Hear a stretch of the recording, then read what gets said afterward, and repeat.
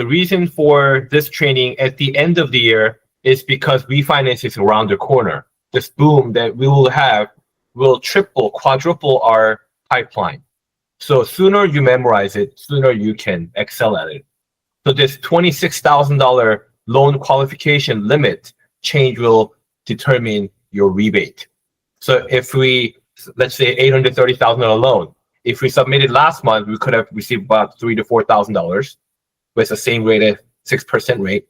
Now we can expect 2%, which is $13,000, $14,000 commission check with the same file.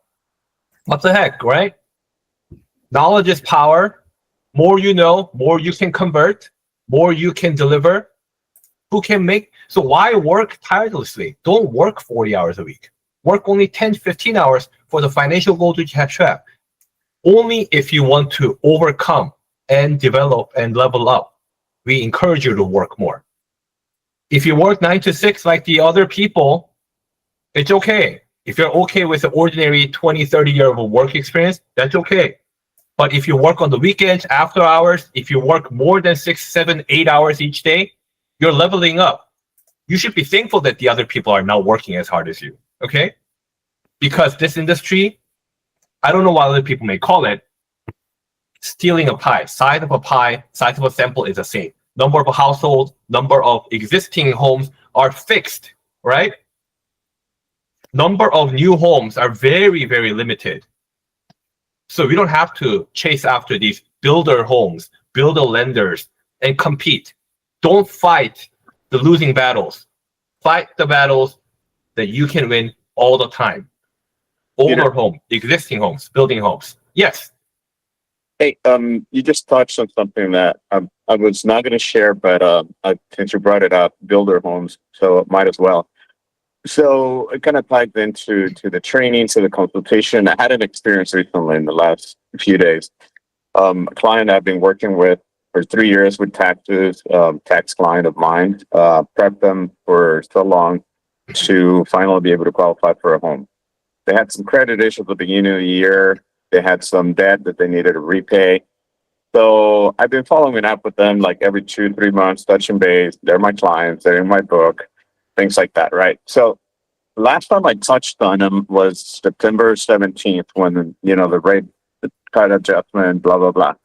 They're not ready to proceed, blah, blah, blah. I'm like, okay, I'll touch base again, maybe around the holiday. Yesterday, I had a call from, I had a good grip on the husband. Wife was always a little, very like, she would probably work with any agent at any point. Well, they did. They went to see family early in November in Ontario, and they walked into a complex, a brand new build, and they locked them in right there and then, locked in the agent agreement and the financing with closing costs, help, and everything. So what are the aspects of that scenario that made the clients just go for it so quick? And they closed within like 20 days. So what is it that we face, when they go into like a builder project like that and they offer financing and representation at the same time? Okay, good question. I'll simplify the answer. The builder's fiscal year ends on November every single year.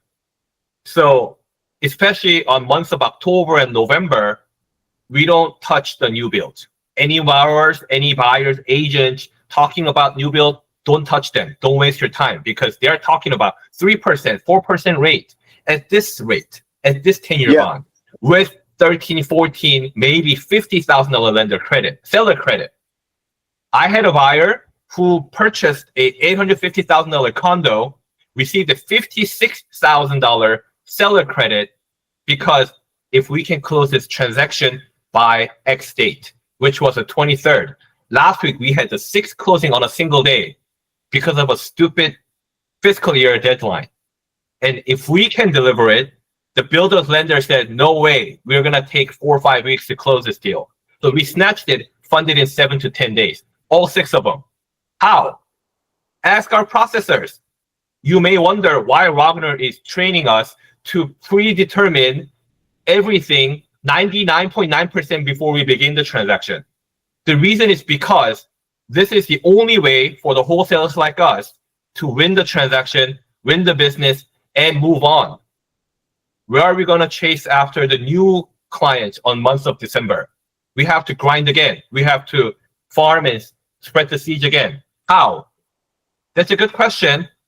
If we want to close 10 a month, you meet the agent, you meet the buyers, do handshake businesses. But if you change the realm and do 15, 20, 30 different transactions, and if you're hoping for it, you have to sit in front of the desk, pricing out the loans, and never meet people within the 9 to 6 hours. It's because if you are the buyer, if you're the agent, wouldn't you want to receive a pre-approval letter within 30 minutes, within an hour? Why delay your client's expectation to the next day, to following days? For what reason? And our processing team works from 8 to 5 Pacific Standard Time. So that's why we have to sit in front of the computers. If you know as much as Wagner, you don't have to. You can meet the clients, you can host the open house, you can do the broker opens, you can do whatever you want. But until then, we have to sit down. And Freddie, unfortunately, your client walked away, but this client can revisit you when the refinance boom comes. This person can recommend you to different people if your service was proper and if you were letting them go with free-minded easily. If this person wants to leave you, let them leave you so that you can have another reason to call them back when the opportunity comes back. It's very sad to let go of a client that you were dealing for 4 or 5 months. This happened to Alex too. Random third party gets involved and you may get snatched, but it's okay. You just have to have more clients, more closings. So 1 or 2, snakes that's coming in and bothering your workflow. That's okay. Just talk to 20 more people and let the bygones be bygones. Work on the closings. Work on people who appreciate your business. Absolutely. Okay. Thanks for that feedback. I wanted to hear from you guys' experiences to when you're facing builder deals and stuff like that, and that makes sense. They're trying to move inventory, but before the fiscal year ends, so they're probably offering incentives, and they were talking about like 3.99 rate, things like that. So at first I was a little skeptical about it, but at the same time I was like, you know what, they closed the deal. Hopefully it's a good deal for them on the mortgage side, but when they offer all these credits and stuff like that, it's kind of hard to compete. I will give you a suggestion today, or challenging suggestion today.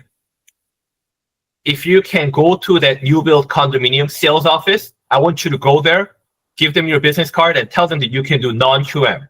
I did that at KB Homes Whittier office, gave them my business card, and I received 2 non-QM purchase loans from the sales office. And I closed 1 last month. How? Yeah, but you just have to let them know that you're available. And I also was introduced 2 different escrow companies, and I delivered maybe like 30 business cards. And I don't know if they're gonna throw it away and shred them away. That's none of my business. If they don't call me for next 30 days, I'm gonna revisit their office and say, what the hell did you do with my business card? If that's stacking up, that's my fault. If it's not, I ask them, where did you use my business cards to? Why are you shy not asking them? But it's okay. But months of November through January is another tough month. It's because these new builder guys, fiscal year is now renewed, so they're going to, overflow with multiple seller credits until March. So be aware, new build condominiums, especially, if it's 2-year W2 hours, you can't expect to close. You just have to let them go. Yeah, and that was exactly my case. It was a new build condominium, 2-story, HOA, all that good stuff. My clients are W2s. They walked in there and they were done, within day. So, team, we do pre-lock registration as well. If you're about to lose a deal, please reach out to Gia or Sydney. We can do the pre-lock with 1003 and credit report only. But be aware, when the lock ratio is lesser than 80% with the closing ratios, we may have to impose additional fees or you may not be able to attend and submit to a specific lender. That happened recently with a lender named AM West. They blocked us from submission for about how many days? 7 days, 8 days. So I'm sure that's the reasons why we upped the resubmission fee. So be aware when you're pre-qualifying your client, pricing out the loans, just more things will pop up. There are a lot of hungry loan officers trying to snatch our business with ridiculous offers. So be aware, but it's okay. We are open in 13 states. Just be ready to spread out the good news in many different ways. I know we went over a lot of time. Thank you for hopping on. And stay tuned for next week's training because we went over the overview of the pre-qualification process. We're going to dive in to specific guidelines, the reasons why he mentioned debt to income of 43 to 50, the reasons why student loans are only 0.5, whereas it accounts to 1%. How and why? We're going to cover that part. Okay? So thank you so much for tuning in again. Have a great week and see you all next week. Thank you, guys. Thank you, guys. Everyone. Bye.